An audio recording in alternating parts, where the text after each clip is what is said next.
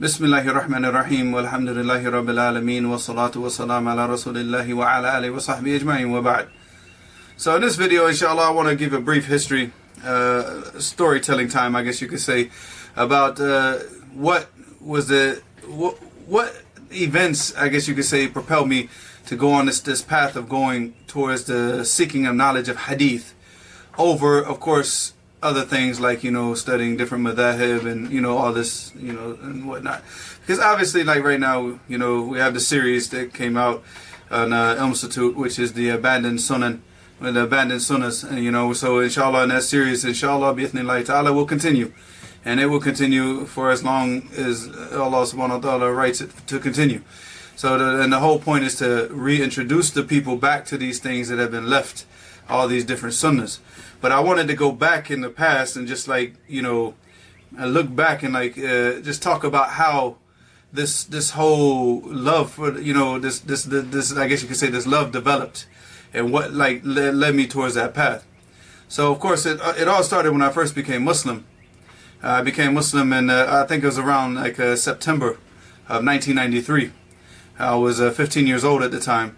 I had already accepted Islam as a religion, like me accepting Islam when I was like in my last days of being 14. So like generally you might hear me say I became Muslim when I was 14, and then sometimes I say 15. So it's not because I'm confused, but it's because I had already accepted Islam, like in my heart, like I knew that Islam was the truth. So for me, once I accepted that, I had already become Muslim. So for me that was when I was 14. But when I was 15 in September of that year, that was when I like officially, I called up the masjid and, and the brothers came, took me to the masjid, and I became a Muslim. So what happened was when I was trying to become Muslim at this time, I was calling up different masajid, And back in those days we had the phone book, so I opened up the yellow pages and I just look up mosque, I didn't know even the word masjid. I didn't even know this word existed. So I just looked up mosque in the yellow pages. I found different listings. So I said, all right, I'm just going to call them one by one. So the first one that I called was actually a brother here in Jacksonville. His name's Omar. So Omar, if you're watching this, you missed you missed the opportunity. But, alhamdulillah, it's tawfiq from Allah because, Allah puts his, those blessings to whom he wills, and to the people who deserve it more. And you're going to see that the brothers that got it, those blessings, they deserved it more. And also it's a big change because if I had become Muslim, if Omar had answered the phone, it might have been a different story. Allahu musta'an. So I probably won't be talking to you right now.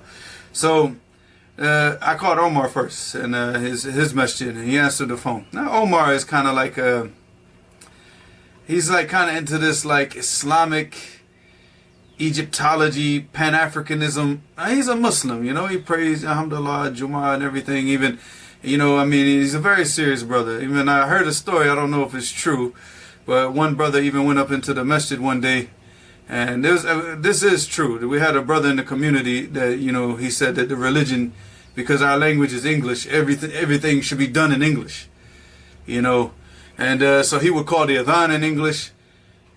He prayed next to me, so I know this is 100% true. And he would say, God is great, in the name of Allah, the Beneficent and the Merciful. So he would pray like this. Allah Musta'an. I shouldn't be laughing about this. Allah Musta'an. It's Ramadan, but Allah Musta'an. He would actually, it was so hilarious. Like one time, the first time that he prayed next to me, he just messed my whole salat. Because I'm in the salat, like Allahu Akbar. And he goes, and he was after, he, for some reason, I guess he's doing his niyyah, that bid'ah where they, like sit there and voice out their intentions. And I don't know what he was doing because he's whispering. He's like, God is great. And I did this, I looked at him in the salat. I was like, what? And then when he started, and I heard him say, in the name of Allah, or he said, in the name of God, the Beneficent, the Merciful. I was like, I'm sitting there looking at him, like in the salat, like I'm gone, like, he's not the imam, he's praying next to me. But yeah, so this is a true story. So apparently, as the story goes, and I do believe, like, if I had to put this on a scale of 1 to 10, as far as the validity of this story, I would put it at an 8.5. 8.5. Knowing Omar, knowing his lack of tolerance for stupidity, I will put this at an 8.5. So basically, this brother goes into the masjid to call the adhan.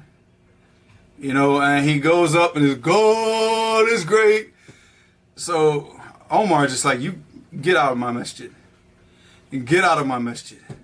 And I don't know, they got into some argument. Omar grabbed a gun, like he grabbed a rifle and chased him out of the masjid. I mean, that's as the story goes. Like I said, if I had to put it on a scale of like 1 to 10 as far as the validity, I put it at 8.5 because of his lack of tolerance for stupidity like that, you know. But he also, so I mean, he had this love for the Sunnah, he had the love for the religion, but because he got caught up in the, you know, the 70s. The 70s. He's an older brother, you know. He's now his masjid. He sold it, you know, and everything. So it's no longer functional. But you know, so he's been a part of the dawah in Jacksonville for a long time.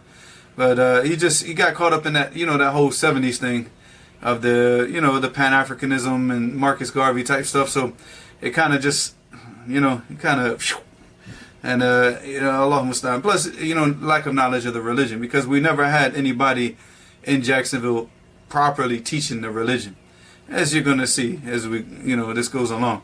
So Omar was the first person that I called, and he answered the phone, and I spoke to him. I said, look, you know, I'm trying to become Muslim. You know, what I gotta do? What should I do?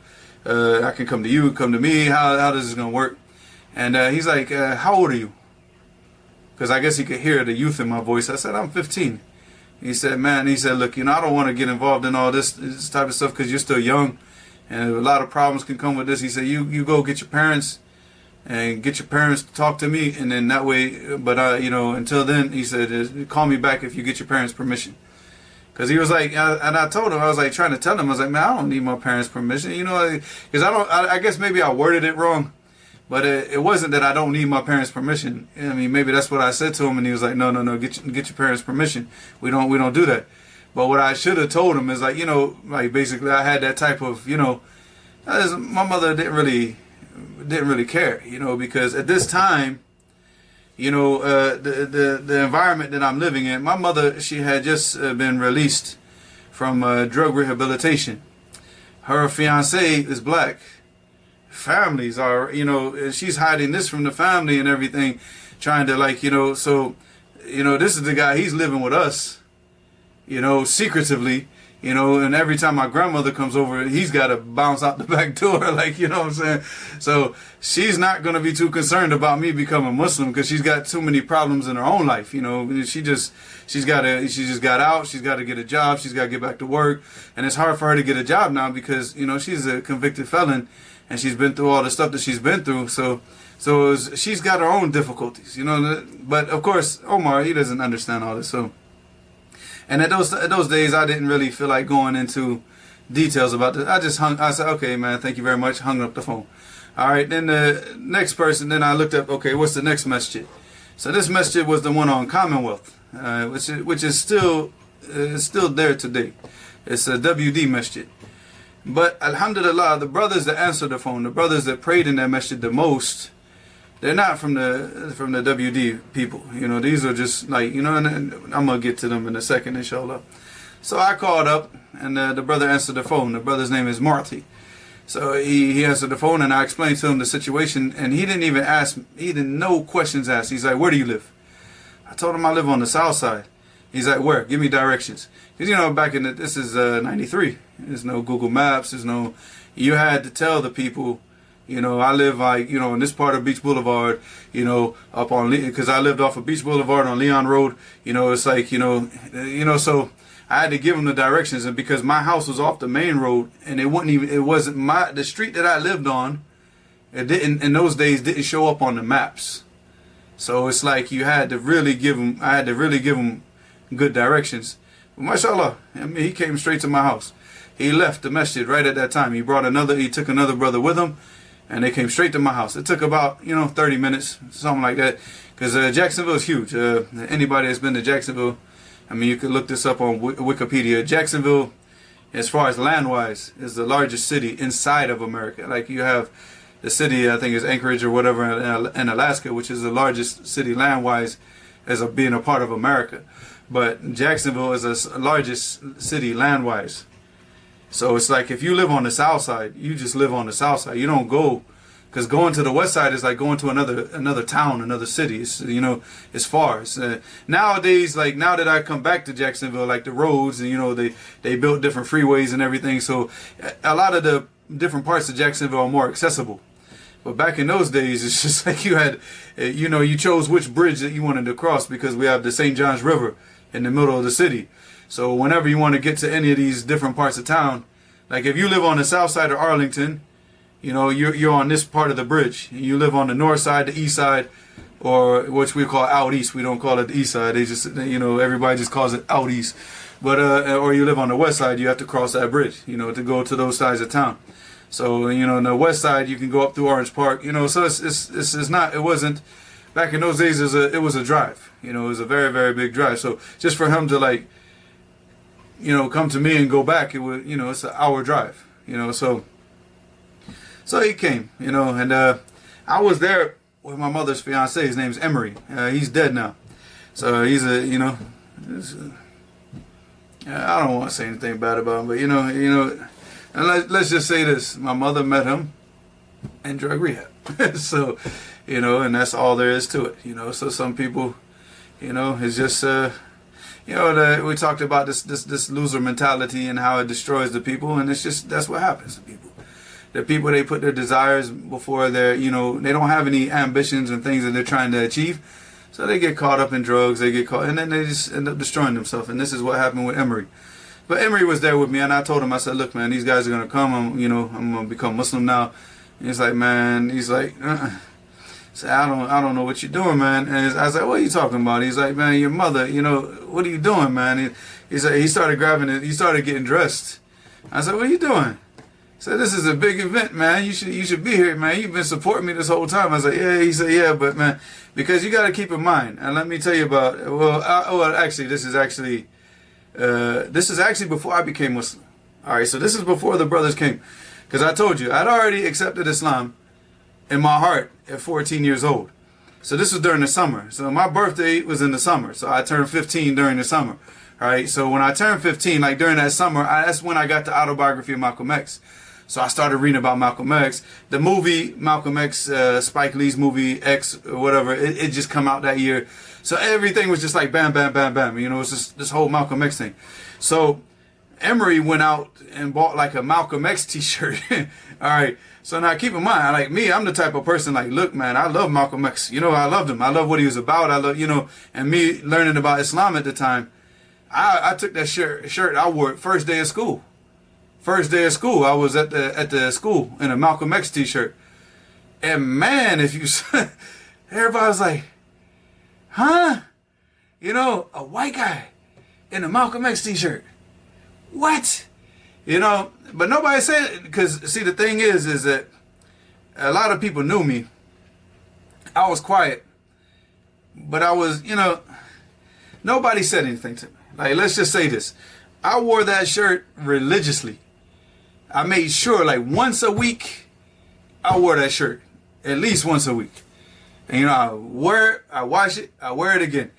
And, you know, nobody, I'm telling you, the whole time, nobody ever said anything to me. You know, the only time that one person mentioned to it was after I became Muslim. You know, but I'll get to that in a second. So anyways, so I mean, you see, like, Emery had this type of support. You know, so it was actually like, you know, I had this Malcolm X, picture of Malcolm X with by any means necessary shirt, and I'm going to school every day. So me, I'm already Muslim. You know, before I had called the masjid, you know, I had already told, like, I was in world history class one day because I was already learning about Islam. And I was in world history class, and I'd already told the teacher. And I told the story before with Sajid, but I didn't finish up the story, actually. You know, almost done, I got sidetracked. So, the history teacher, she called my name. She's like, James. I'm like, don't you ever call me James again. She's like, what? I said, my name is not James. I am a Muslim. You call me Ali.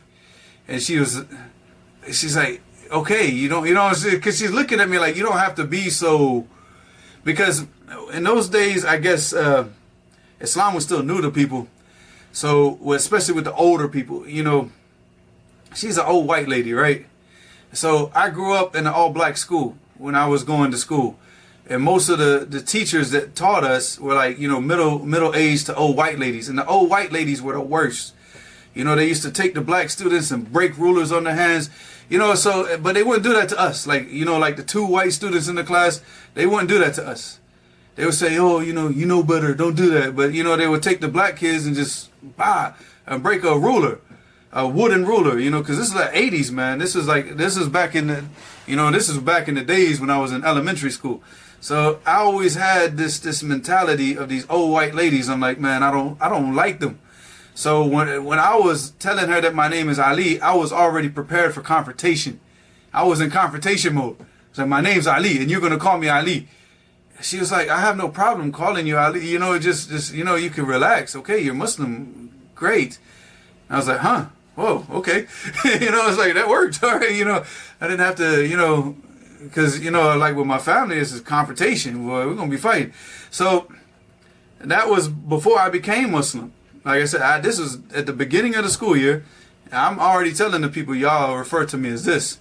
So now here we go, because we start school in August, right? So now in September, a month later, a month after school starts, now I'm at the masjid.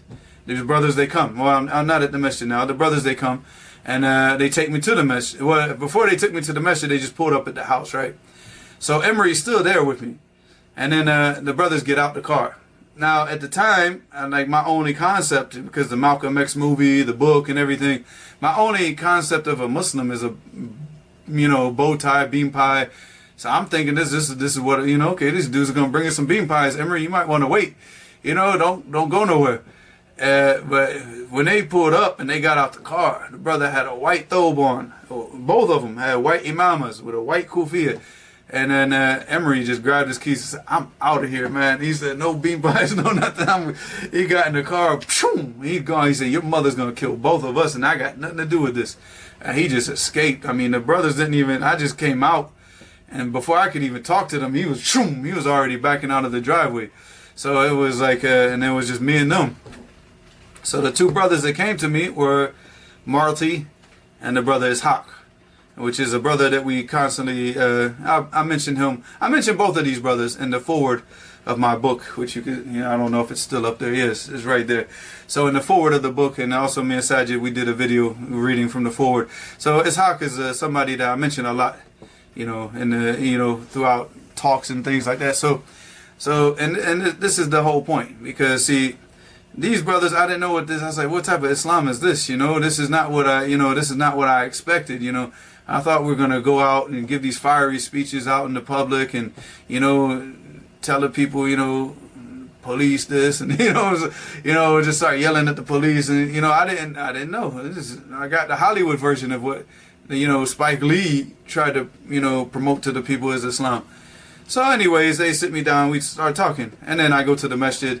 You know, if you want like details, I'm writing a book about all this anyways, inshallah, so the book will be published later. But inshallah.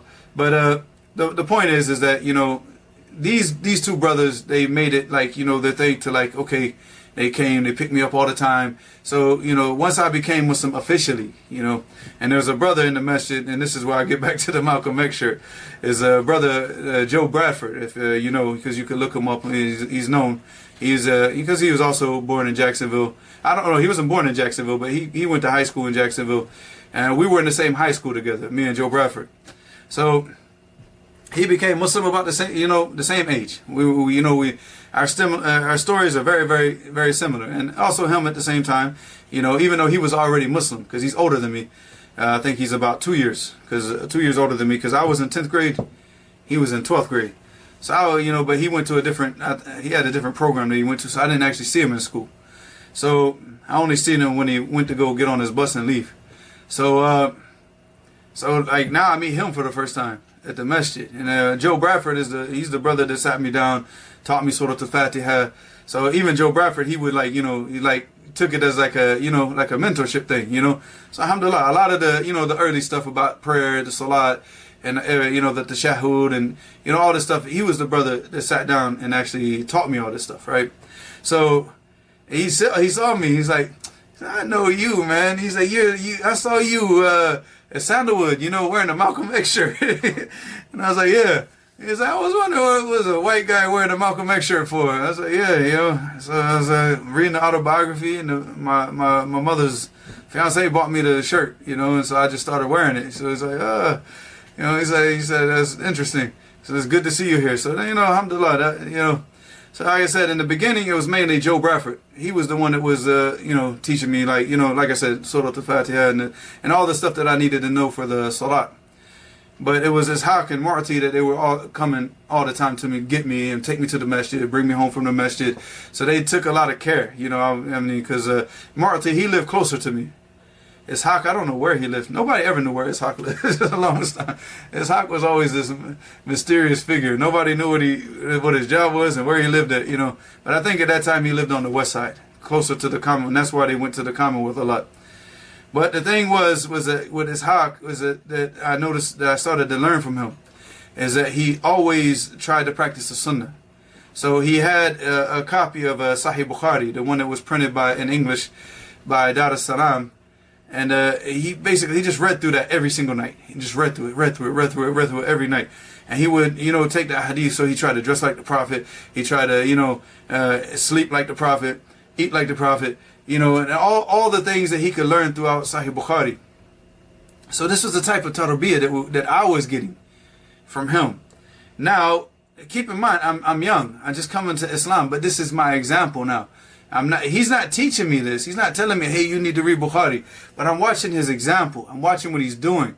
So I'm like, okay, I need to start reading hadith. I need to start, so I started having this interest, this strong interest in reading Sahih Bukhari, Sahih Muslim. So I would sit in the library at the masjid. I would take different volumes of Sahih Muslim and just read different things. I would just randomly open up chapters and just read a hadith. And I would read about certain things and I just try to practice them. Even to the point where I made a pillow. This is later on though. Actually, because I read the type of pillow that the Prophet ﷺ had. It was made out of leather. I think I read it in Sunnah Abi Dawood. I don't even know if the hadith is authentic, and I couldn't even tell you where the hadith is today. Because I had an English copy. So, but it was like a leather pillow that was filled with palm leaves. So I went outside, because we live in Florida, we're going to get some palm leaves, right? Start cutting down all these little palmetto bushes, which are they got the little palm leaf fronds. I'm not going to climb a coconut tree. So I was like, let me cut these down. I bought a big strip of leather, stuffed that thing full of those leaves and wrapped it up and sewed it together. And bam, I was like, man, it's a prophetic pillow right there, boy. And I used to sleep, I used to take that pillow everywhere, everywhere. Like if I were to travel, to another masjid or whatever, out in like Tampa or Orlando, I'd take the pillow with me, and I'd sleep in the masjid with that pillow. So this is the type of tarbiyah that we had. Now, you would think that the people around that are seeing, us being raised up with this type of understanding of going back to the Sunnah, learning the Sunnah, you would think that, mashallah, the people would be happy for us. They would say, mashallah, look at these young American kids, they come into Islam, and they embrace Islam, and they try to practice the Sunnah. They're trying to do everything that, that the Prophet ﷺ did. Even to the point where it's like my beard, when I was younger, was a lot redder. And it's gotten darker, obviously, as I got older. So, but I read that the Prophet ﷺ, put henna in his beard. Well, he didn't, but he encouraged the people to put henna in his beard, right? And, there's different narrations, actually. So, but the encouragement. So, me and another brother, we went to the store, we got henna, mixed it. I was like, how do you do this? He's like, I don't know, man. And my beard never changed color because it's the same color as the henna anyways, right? At this time, I'm 16 years old. I have no white hairs in my beard, so, what is it going to do, right? It's not going to change any color. And my beard was already like reddish, and it didn't change, it just like the henna just sat in my beard and I washed it out and nothing changed, So anyways, but like I said, and going back to this, you would think like the people in the masjid, the imam of the masjid, everybody would encourage us more, encourage us. No, they insulted us. So this is now where I want, to get to like that fine line that got drawn in the sand, right? Where this now it became like a us against them type of confrontational thing in the masjid all the time, because we were trying to follow the Sunnah. We don't know about these madhabs. We were like, nobody came up to us, and every time that I would ask somebody about madhabs, they'd be like, don't bother yourself with that, just keep reading the hadith. These were the brothers that were around us. These were the brothers that, were teaching us. They said, don't bother yourself with these madhabs, just keep doing what you're doing. But then when we're doing that, we're trying to practice the Sunnah, Then we see the Imam doing things that's like, nah, man, that's against the hadith in Bukhari. So we tell the Imam, go up and say, hey, you know, why are you doing that? You know, there's a hadith in Bukhari. And the Prophet ﷺ, he didn't do it like that, you know. Because the first thing that really got me was actually in Salat. I was praying with a whole group of brothers from Pakistan.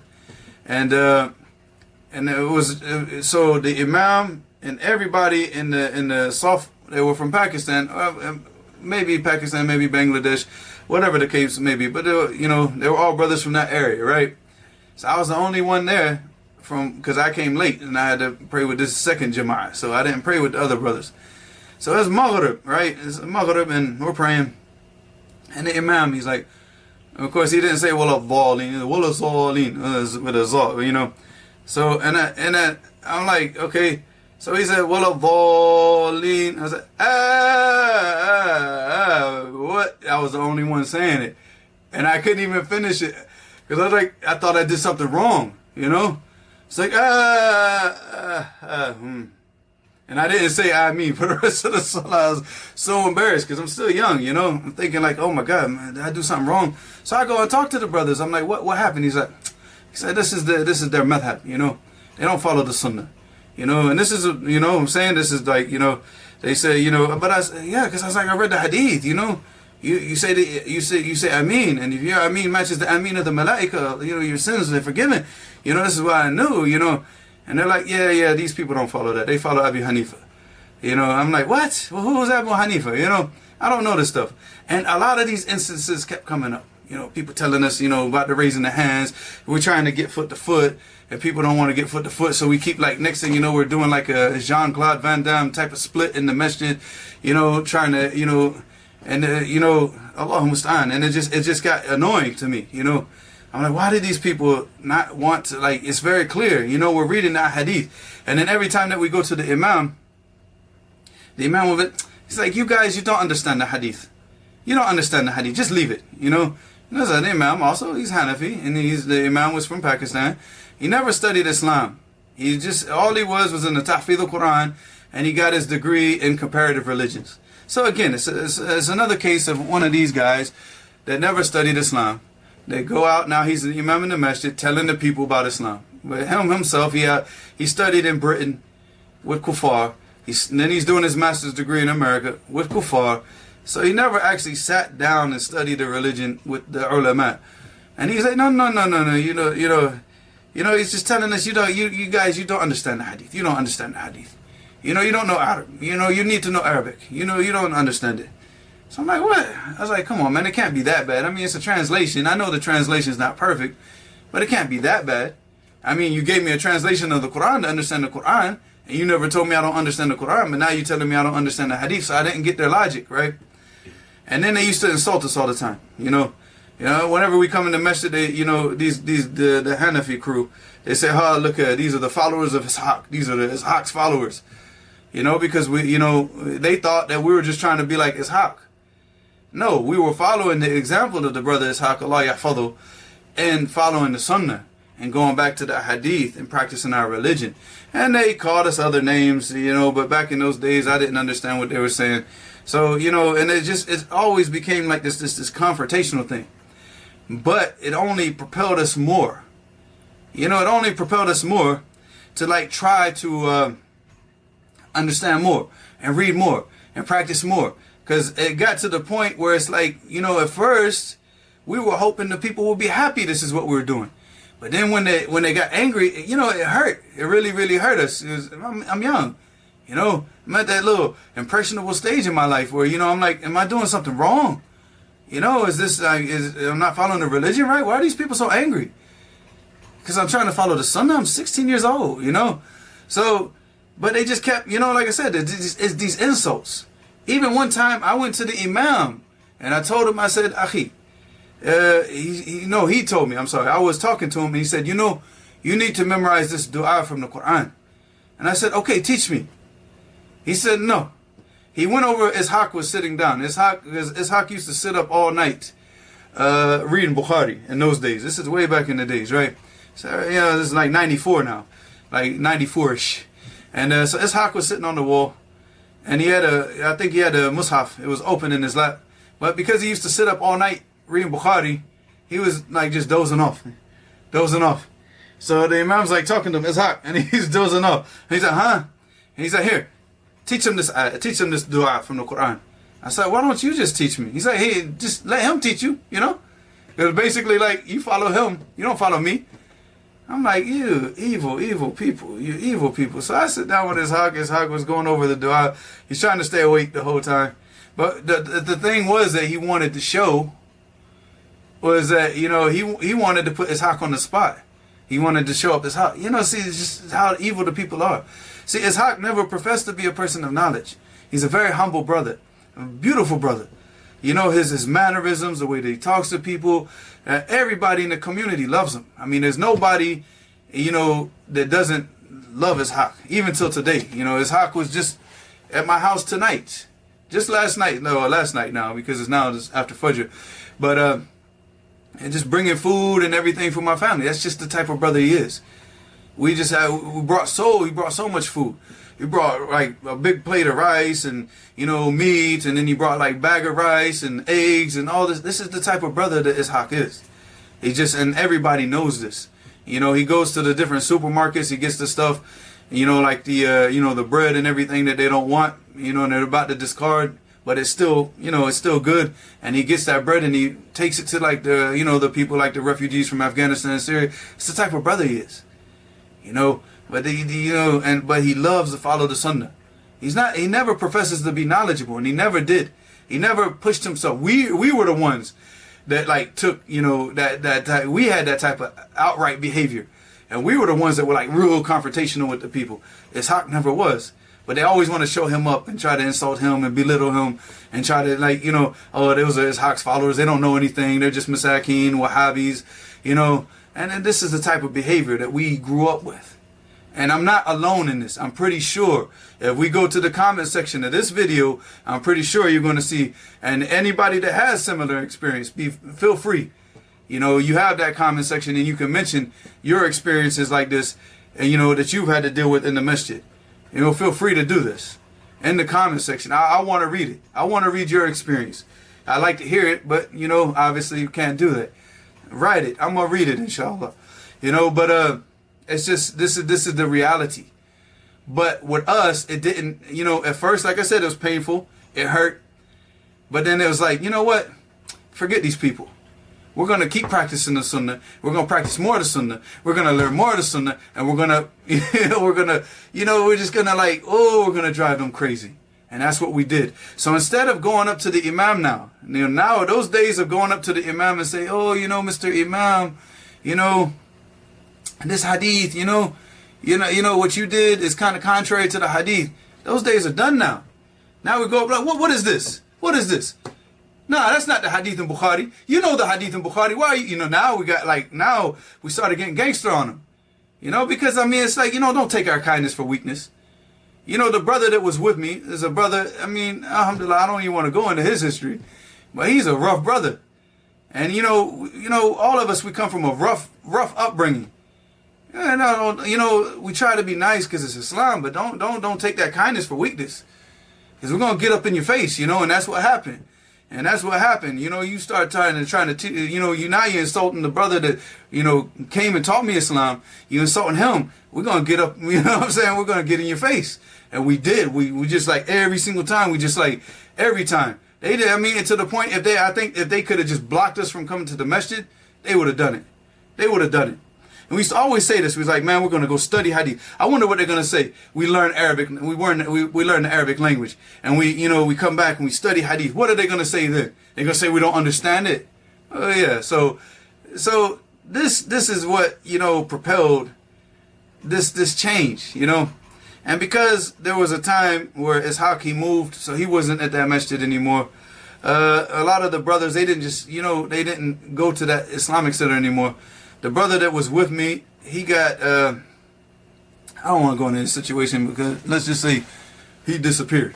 All right, you know, Allah musta'an. He, you know, I mean, not from the deen. I mean, but he had a very, very, very specific situation that everybody in Jacksonville knows about. So Allah musta'an.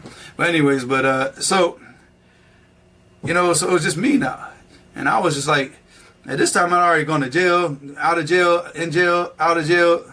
So I'm like, man, I'm not dealing with these people no more. Because like, at this point, I'm like, I'll get violent with them, you know, because I'm not like, you know, I'm not this, you know, this like, you know, young kid that's like, oh, you know, trying to please the world no more. I'm like, I'd already taken on the attitude, like, I don't care what y'all say. I'm going to do what I'm going to do, and y'all can talk however much you want to talk. So eventually, you know, the brothers, they just sat me down, and they're like, you know, you just keep going back and forth. You're in jail, out of jail. Just get out of Jacksonville. You know, this place is not for you. And, you know, they're just going to drive you crazy, and, you know, just leave. Just leave. Because at that time, they had set up another community in Bay Meadows, which is outside. This is another area of the South Side, you know, so, you know, because the South Side is like, you know, it's huge. You know, like I said, Jacksonville is huge. So the whole South Side itself is like it's a whole city in itself, you know. So this was like way on the other side of the South Side, close to the Phillips Highway, Bay Meadows. So they set up a masjid over there, a musalla over there. So we had a brother that was teaching us over at that time, in that masjid, which is the brother Mi'raj. He was going over like, you know, you know, the Sifat al-Salat al-Nabi by Sheikh al-Albani. He was going over the Sirah of the Prophet sallallahu alaihi wasallam. So in that masjid now, we could talk now. We could talk about the Sunnah. We could talk about this stuff because they welcomed that. They loved it, you know, because this masjid, mashallah, the brothers had beards. You know, it wasn't like, you know, like, it wasn't Sunnah, but they, you know, they tried. They tried. Again, most of the brothers, they didn't have knowledge, but they tried. You know, so we stopped going to the Islamic Center. And then they're like, oh, those brothers in Bay Meadows, they're trying to break up the community, da-da-da-da. No, y'all chased the people away. Chased the people away. So eventually, this brother, Mi'raj, he's the one that sat me down and, you know, told me, just go to Atlanta, you know, go, leave. I said, where am I going to go? And then I started thinking about it like I knew a person from Atlanta. And he kept talking about Atlanta. I was like, maybe I'll just go to Atlanta. He's like, what do you think about that? He's like, yeah, just go. Just get out of here. Because as long as you stay here, you're going to keep getting in trouble. You're going to keep getting in trouble. You're going to keep ending up back in jail. You're going to keep, you know, being involved in all this type of stuff that you just leave. So I left. And then that's when I got to Atlanta, that's when I met the brother that had just come back from Damaj. You know, so I'm not even going to mention his name because he has nothing to do with Damaj, and Damaj has nothing to do with him now, you know, because he mashallah, he really took a U-turn and went in a different direction. But at this time, he just come back from Damaj. So all this, you know, Sheikh Mubil. So I'm like, so what is it that you guys studied in Damaj? And at this time, I got my money together, I got my passport. So I'm just like, you know, trying to find a place to go study. I want to leave the country, you know, and I wanted to go to Sudan. You know, this was my plan. And even when I sat down with Jamil Alameen when I first got to, you know, to Atlanta, and that's what I was telling him. He's like, what do you want to do? I said, I don't know. I'm going to go to Egypt, Sudan, study the Arabic language, memorize the Quran. That's what I want to do. I want to study this religion. Go back, you know, go study the religion, come back and teach the people the proper religion. You know, that was my mindset. You know, but I just didn't have that guidance, you know. It's like, who's going to, you know, where do you study the Sunnah? Now, I met this brother, and like the brothers that came and picked me up, and this story is told in the video with Sajid. So the point is that when I met him, and he told me what they studied in Damaj, he said, all we study is hadith. I was like, you serious? He said, yeah. He said, we study hadith, we live like the Sahaba, in mud houses with no electricity, no running water, and, you know, and it's just, you know, none of those, you know, none of those distractions of life. It's just like, he said, when you go to Damaj, he's like, you're going to live like the Sahaba. I was like, you serious? He said, yeah, you're going to get sick, you're going to probably almost die when you get sick, you might die, who knows, but you study hadith all day long. And then you're going to see the people practicing the hadith. I was like, you serious? That's Jannah, akhi. You telling me about Jannah, or you telling me that this place actually exists, you know? This is Jannah. So that was it. Forget Sudan. Forget Egypt. Forget all these places. I'm going to Yemen. And that's it. My mind locked and loaded on Yemen, and that's it. So, and then that's what happened. So these are all the things that set the stages. So and then of course after this, then I go to Philadelphia. From Philadelphia, I go to Los Angeles. Los Angeles, I sit with Fareed. And Fareed, just because this brother, he had studied in Damascus for 2 years. He got the Arabic language. He studied like, you know, Fath al-Majid. You know, he got a little bit, you know, he could teach Kitab Tawheed. He could teach a little bit, but he wasn't like well-grounded. When I sat with Fareed, and Fareed is well-grounded. Fareed is like Quran and Sunnah, and he's well-grounded. So when I sat with him and I saw his mannerisms, I saw his everything, and I was like, okay, this is like Ishaq with a lot of knowledge. You know what I'm saying? Like, this is Ishaq with a lot of knowledge. I'm like, wow, like Fareed just did it for me, like Fareed just really sent me, like Ishaq started it and Fareed just like, put like the jet propulsion thing on it and just sent me like rocketing towards, I got to get the Damascus, like right now, even to a point where I couldn't, because I couldn't save money. I had a problem with money. So I actually took a key, like I had a lock on the closet, and I gave the key to Fareed. I said, don't give me this key, man. And I used to, I would take the money I made, like extra money that I made, I would just toss it underneath the door. So I couldn't open the door just to, so I could save money. And I told Fareed, I was like, don't give me this key back. Keep that key with you, I'm going to save money. I'm going to Yemen. So like Fareed, man, he used to give me like whatever free time. Like if I asked him about something, he'd sit me down and he'd just break the masala down. So he was like, it was, sitting with him, like Fareed is a sheikh. Anybody that speaks about Fareed doesn't even know Fareed. Fareed is a sheikh. Fareed is the only person in America, in the West, that I would say that's a sheikh. That's a sheikh. That if he was overseas teaching in Arabic, I would go sit with him. And the more that I learned about the religion, the more I respected him. Whereas other people, other individuals, these personalities, the more I learned about the religion, the less I respected him. But Fareed was the only individual that the more I learned in Damaj, and I told the brothers this, I said, the more I learn, the more I respect this man. His mannerisms and the way that he teaches and everything is it's top notch. The brothers in America, they don't realize what they have. And that ni'mah got taken away from the people. Because now Fareed's not teaching in America anymore. So you gotta have that, when you have that ni'mah, you gotta take advantage of it. Don't let it pass you by. So I go to Yemen and I study, and that was the course of my life. Now, of course, remember the story.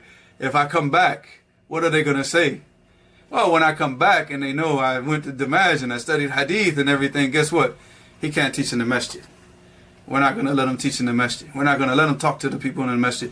So it even got to the point where if I had a group of people sitting around me in the masjid, they had a little Syrian guy, he's a spy. He would go back and call the board and say, yeah, he's teaching the people in the masjid. And of course, there was a brother in the community who was very close to everybody. And he would tell me what they were saying behind my back. And this is what happens, this is because they don't want the Sunnah. So a lot of people, I'm telling you, and also the young people that, think that like, okay, you're going to go out and get knowledge and the people are just going to come back and welcome you with open arms. They're not. They're going to, the biggest enemies are those people. They become the biggest enemies because they don't want the Sunnah. They don't want the Sunnah. They don't care about the Sunnah.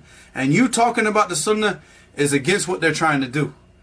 Because they're so far away from the Sunnah. So believe me, the people are not going to just welcome you and hug you. Some people did. Most of them didn't. A lot of the brothers that I grew up with that, we used to sit down and we used to read hadith together. They welcome me. And they still, alhamdulillah, they still, keep in contact till today.